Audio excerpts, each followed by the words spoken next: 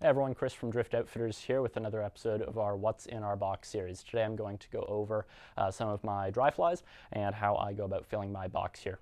For my dry flies, similar to my nymphs, I keep my box pretty simple. You'll notice it's a little mixed up and scrambled right now with some other stray patterns, as this was just pulled out of my box this morning, or my vest this morning rather.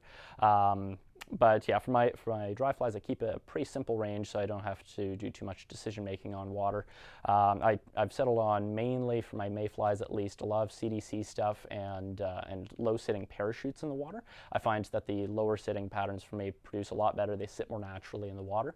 The CDC stuff I mostly tie myself, but we do have some great CDC patterns at the shop. And the parachutes, truth be told, are mostly very easily found commercial patterns that, again, you can tie yourself or buy fairly easily. We have the materials for them if you prefer time in the shop. For the pattern themselves that I try to stick to, I try and keep it, again, pretty simple in terms of just the stages of insects. So for my mayflies, I'm happy if I have a few mergers, a few duns, and a few spinners in each sort of pattern there. And I carry the CDC flies more for slower flows where I am not worried about drowning the fly, and the parachutes more for faster water where I want them to ride a little bit higher.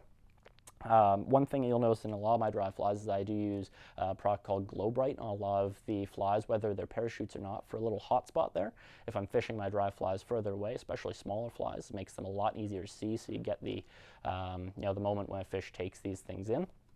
And that really is about it. Try and keep it pretty simple, but have a range of patterns so you're always prepared for the moment and you'll be all set.